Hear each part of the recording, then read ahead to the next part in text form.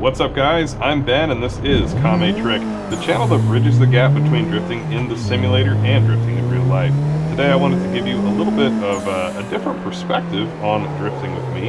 This is a first-person view video, and we are going to be practicing our jump drifts at Ebisu Minami, Japan's famous circuit complex. So we're going to run up to the top of the hill and do our first jump drift and see how things go. We'll start in second gear. I'm just going to e-brake in, keep it real easy, and let's see what we're working with so far today.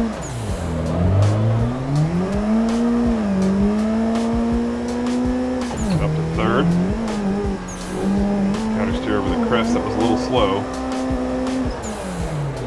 Brake out, shift down to second. We are running along the outside. Not the best jump drift there. That's okay, we can improve upon that. We're going to shift up to third. And now just Mangia back up the hill.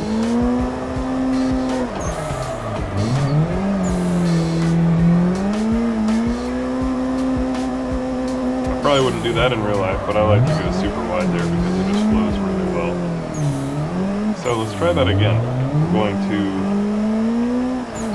transition, make sure we don't stall out or turbo, shift up to third. We get a cleaner run this time. This should be better. Down to second we go, balance throttle to bend the car around that decreasing radius turn. Up to third in that transition. And again, we'll just manji our way up the hill. Down to second. We're going to go a little tighter this time. All the way around. Nice little e-brake drag around that turn. So, the way that I like to do the jump is to start in second, upshift early to third, get a good run on it, and I go straight at it. Then just give the steering wheel a little jerk right before you crest the jump.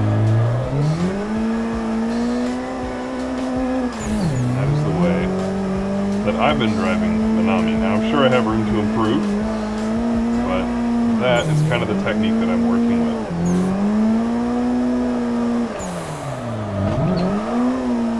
And if you are struggling to get the jump correct, here would be my recommendation. I'm going to slow down so that I can demonstrate this.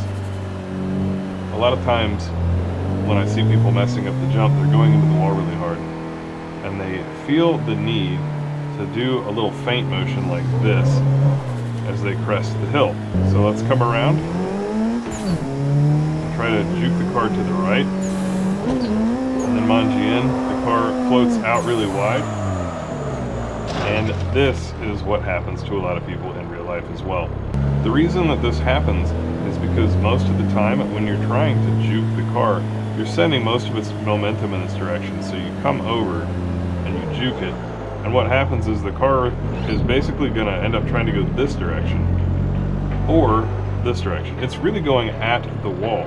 And what your goal should be is to actually go down the wall a little bit more like that. So instead, all that you're simply going to do is point the car down the wall as much as you can, just like this, and then steer in here. That's going to get you so much farther. If you were to go straight, you'd hit the wall much farther down. And when the car lands and goes into drift, that should be enough traction to keep you off the wall. And here we go. We're going to short shift third, get a good run, get nice and lined up here, juke the wheel, and then let the car float down the wall, and do whatever we like here to wrap up the turn. And that is my few seconds explaining how I like to do the Ebisu Minami jump. One thing you'll notice is that I have used e-brake on every lap so far in this video. It is a really useful correction tool, especially on a challenging track where the jump is. You're going to have to do some corrections, but just because I like to punish myself, let's see if we can't do a few laps without e-brake at all. So my run-up is going to be especially critical in order to make that work, and I've got to make sure that I balance the car as I drop it in the neutral by accident there appropriately. Got to balance the car appropriately on all of these transitions. And there's really no point to doing no e-brake laps in the grand scheme of things.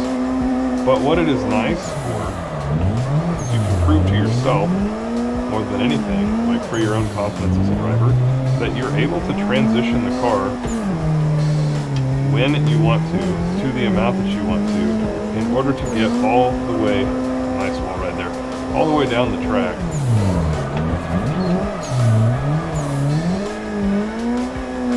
And like I always say, if you can do that really well without using the e-brake, then when you add the e-brake into your arsenal, you are going to be cutting some really beautiful lines around the track.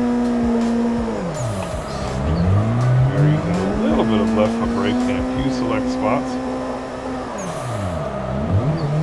to help pitch the car around. But it's actually going kind of alright. Get up to third. Again, we got a pretty solid run. Not quite as deep as I'd like.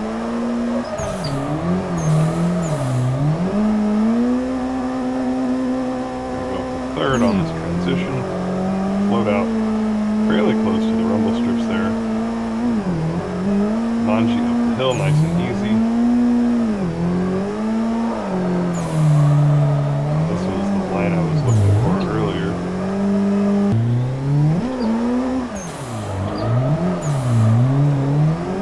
Now that we've cleared that challenge, let's go for one more jump with all the tools in our arsenal. So again, short shift third, get lined up, juke the wheel in, nice outside to the wall,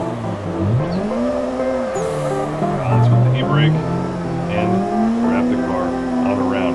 If you have any more questions that you'd like to ask about drifting or about this track in particular, hit me up in the comments. And if you want to ask me live, that's also a possibility. I live stream every Friday night from 9 p.m. Central Time until midnight Central Time. First here on YouTube, and then from around 10:30 on twitch.tv/Kame. And if you want to get involved in that as a driver as well, we have a great community on the Discord with over 5,000 members and growing. The link to that is in the video description. So do check that out, and thank you guys for tuning in. I'll see you next time. Peace.